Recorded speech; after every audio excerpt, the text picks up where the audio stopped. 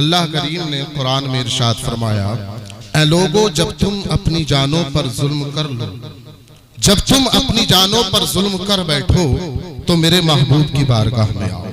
آپ کی توجہ درکار ہے، چند باتیں کرنی ہیں اور اپنی جگہ لینی ہے۔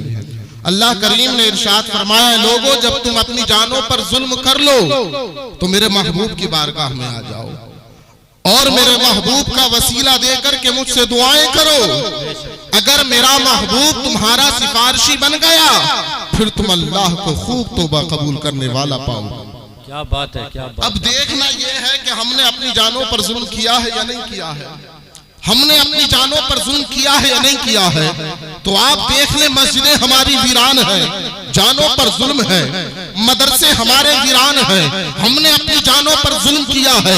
جس قوم کی بیٹی پردے میں رہنی چاہیے تھی، اسی باپ نے، اسی بھائی نے اپنی بہن، اپنی بیٹی کو شادی کے نام پر میرج ہال میں لا کر کے ننگا کر دیا ہے، نیم پر ہینا لا کر کے دوسروں کی نظروں کے سامنے کھڑا کر دیا ہے۔ بتاؤ یہ جانوں پر ظلم نہیں ہے تو کیا ہے؟ مسلمانوں کو مسجدیں آباد کرنی چاہیے تھی، مسلمانوں کو مدرسے آباد کرنے چاہیے تھے، مسلمانوں کو اپنی بیٹیوں کو تعلیم قرآن سے آراستہ کرنے چاہیے تھا، مسلمان کو اپنی بیٹی کو دینی تعلیم دینی چاہیے تھی۔ بتاؤ یہ جانوں پر ظلم نہیں ہے تو کیا ہے؟ مسجدیں ہماری ویران ہے، خانقاہیں ہماری ویران ہے، مدارس ہمارے ویران ہے۔ ارے نبی کی بارگاہ میں تن پرشاد لگا لو، آج بھی آ جاؤ اور نبی کا وسیلہ دینے کے بعد رب کی بارگاہ میں دعا کر لو، اللہ تمہاری دعاؤں کو قبول کر لے گا، رب تمہاری التجاؤں کو قبول کرے گا۔ میرا ایمان کہتا ہے بخدا خدا کا یہی ہے در، بخدا خدا کا یہی ہے در، نہیں اور کوئی مفر مطر، جو وہاں سے ہو یہی آ کے ہو، جو یہاں نہیں ہو وہاں۔ کیا بات ہے، سبحان اللہ حضرت، بہت بڑھیا۔ نبی کے در پر آنے سے سب کچھ ملے گا۔ آج ہم نے نبی سے رشتہ کمزور کر دیا ہے، آج ہمارا رشتہ نبی سے کمزور ہے، نبی سے ہمارا رشتہ مضبوط نہیں ہے۔ وگرنہ کسی میں کیا ہمت تھی، وگرنہ کسی کی کیا مجال تھی، لیکن ہماری خود کی یہ کمیاں ہیں، ہماری خود کی یہ خامیاں ہیں۔ ہم نے اپنی بیٹیوں کو بے پردہ کر دیا، ہم نے اپنی بہنوں کو بے پردہ کر دیا، دوسروں کی روش دیکھی، دوسروں کا طریقہ دیکھا، دوسروں کے کلچر کو دیکھنے کے بعد جن گھروں سے قرآن کی تلاوتیں بلند ہونی چاہیے تھی، آج مسجد کے قریب مسلمانوں کے گھر ہیں لیکن قرآن کی آوازیں نہیں آتی ہیں، قرآن کی صدائیں نہیں آتی ہیں۔ نماز عشاء کے وقت میں مسلمان کا گھر مسجد کے پڑوس میں ہے لیکن آواز قرآن کی نہیں آ رہی ہے، نمازوں کی تیاریاں نہیں ہیں بلکہ گانوں کی صدائیں بلند ہوتی ہیں، فلمی ڈراموں کی صدائیں بلند ہوتی ہے۔ بتاؤ وہ قوم کیسے ترقی کر سکتی ہے؟ جو قوم اپنے لیڈر کو بھول چکی ہو وہ قوم کیسے ترقی کر سکتی ہے؟ جس نے اپنے پیشوا کے طریقے کو چھوڑ دیا ہو وہ قوم کیسے ترقی کر سکتی ہے؟ جس نے اپنے نبی کے طریقے کو چھوڑ دیا ہو بتاؤ وہ قوم کیسے ترقی کر سکتی ہے؟ جس کے دل سے حب رسول اللہ کو آج مخالفین کھینچنا چاہ رہے ہیں اور مسلمان اپنی محبت رسول کا، محبت رسول کو دوسروں کے آنے کے نام پر، کہیں دولتوں کے نام پر، کہیں حسن کے نام پر لالچ میں آنے کے بعد اپنے ایمان کا سودا کرتا ہوا نظر آ رہا ہے۔ ارے مسلمان جب تک ترقی کر ہی نہیں سکتا جب تک نبی سے رشتہ مضبوط نہیں ہوگا، جب تک نبی سے رشتہ مضبوط نہیں ہوگا مسلمان ترقی نہیں کرے گا۔ اگر ترقی چاہتے ہو نبی سے رشتہ مضبوط کر لو، اگر ترقی چاہتے ہو اپنی بیٹیوں کو قرآن سکھا دو، اپنے بیٹوں کو قرآن سکھا دو۔ جب تمہاری بیٹی کے پاس دین کی تعلیم ہوگی، جب تمہارے بیٹوں کے پاس قرآن کی تعلیم ہوگی، کسی ظالم کے اندر اتنی مجال نہیں ہے، کسی کے اندر اتنی ہمت نہیں کہ مسلمان کی بیٹی کی عزت سے کوئی کھیل جائے، کہیں نینی تال کے تال میں گھمانے کے چکر میں، کہیں دولتوں کا لالچ دیا جاتا ہے، کہیں بائک اور ماروتی پر بٹھانے کا لالچ دیا جاتا ہے۔ ارے اس رب نے ہمیں بتاؤ کیا کیا نہیں دیا ہے۔ اللہ کا ہمیں شکر ادا کرنا چاہیے تھا۔ فجر کے وقت میں ہم بیدار نہیں ہوتے ہیں، نمازیں پڑھنے کے لیے ہم تیار نہیں ہیں، نبی کی سیرت کو اپنانے کے لیے تیار نہیں ہے، نبی کے قول و فعل کو اپنانے کے لیے تیار نہیں ہے، لیکن رب کا قرآن کہتا ہے اے دنیا والو جب تم اپنی جانوں پر ظلم کر بیٹھو تو میرے محبوب کی بارگاہ میں آ جاؤ اور میرے نبی کا وسیلہ دے کر، میرے محبوب کا وسیلہ دے کر، میرے حبیب کا وسیلہ دے کر مجھ سے دعائیں کرو۔ اللہ تمہاری دعاؤں کو قبول کر لے گا, تمہاری التجاؤں کو قبول کر لے گا.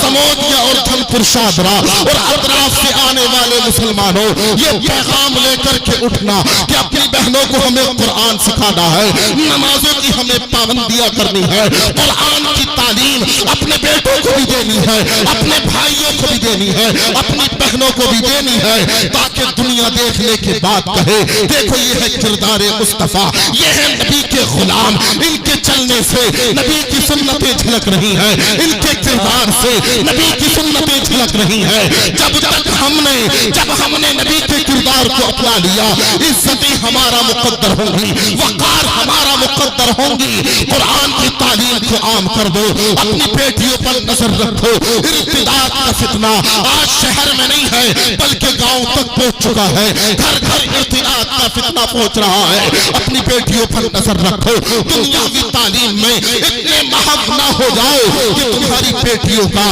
ہماری بہنوں کی عزت کو لوگ کھیلنے کے بعد, ان کے یعنی کے استعمال کرنے کے بعد عزتوں کو تار تار کر دیں. اپنی بیٹیوں کو قرآن سکھا دو, اپنے بیٹوں کو قرآن سکھا دو, اس لیے کہ جس بیٹی کے سینے میں قرآن کی تعلیم ہوگی, جس کے سینے میں سیدہ فاطمہ الزہرا رضی اللہ تعالی عنہ کی سیرت مبارکہ ہوگی, کسی کے اندر اتنی مجال نہیں ہے کہ وہ اس بیٹی کو بہکاتا ہوا نظر آ جائے. آج دیکھو آخری بات کرتا ہوں اور اپنی جگہ لیتا ہوں, ہمارے گھر کی بہنوں کے, ہمارے گھر کی بیٹیوں کے لباس سے صندوق بھرے پڑے ہیں, لیکن عزت کی حفاظت نہیں ہے, عزت کی حفاظت نہیں ہے. لیکن ایک بیٹی ایسی ہے کہ جس پر ساری بیٹیاں قربان جائیں, اور وہ بیٹی کون ہے؟ وہ نبی کی بیٹی ہے, نبی کے جگر کا ٹکڑا ہے. دیکھو تو کیسے غربت کے عالم میں اپنی زندگی کو گزارتی ہے, لیکن حیا کا عالم ایسا ہے. میرے امام کہتے ہیں خون خیر الرسل سے ہے جن کا خمیر, خون خیر الرسل سے ہے جن کا خمیر, ان کی پہلو تینت پہ لاکھوں سلام. اور جن کا آنچل نہ دیکھا مہو مہر نے, جن کا آنچل نہ دیکھا مہو مہر نے, اس ردائے نزاہت پہ لاکھوں سلام.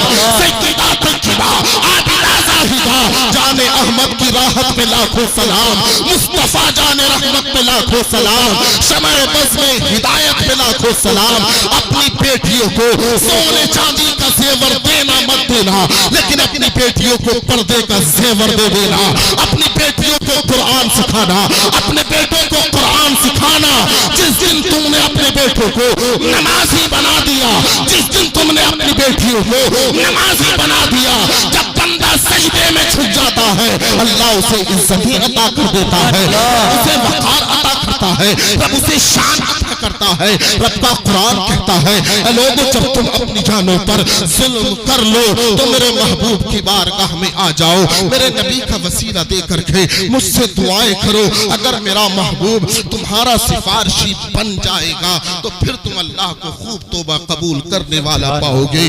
نبی کی طرف پر آؤ, گنبد خضرا کی جانب لو لگا کر فجر کے بعد دعائیں کرو, التجائیں کرو. دل کی دنیا اگر نہ بدل جائے تو نام میرا بدل دینا. فجر کی نماز پڑھنے کے بعد جب سب مسجد سے چلے جائیں تو گنبد خضرا کی جانب لو لگا لینا, اور لو لگانے کے بعد سینے پر ہاتھ رکھنے کے بعد نبی سے التجائیں کرنا, نبی کا وسیلہ دے کر رب کی بارگاہ میں دعائیں کرنا. تیری آنکھوں سے اگر دو آنسو بھی نبی کی محبت میں گر گئے, رب کے خوف میں تیری آنکھ اگر رو گئی تو پھر تیری آنکھ پر جہنم کی آگ کو حرام کر دیا جائے گا. نبی کا وسیلہ دے کر گنبد خضرا کی جانب لو لگا کر دعائیں کرنے کی ضرورت ہے, التجائیں کرنے کی ضرورت ہے. اپنی بیٹیوں کو پردہ دینے کی ضرورت ہے, انہیں قرآن سکھانے کی ضرورت ہے. اللہ کریم کی بارگاہ میں دعا ہے کم علمی کی وجہ سے, سبقت لسانی کی وجہ سے کچھ غلطیاں ہو گئی ہو, جلد بازی میں کسی طرح کی غلطیاں ہو گئی ہو,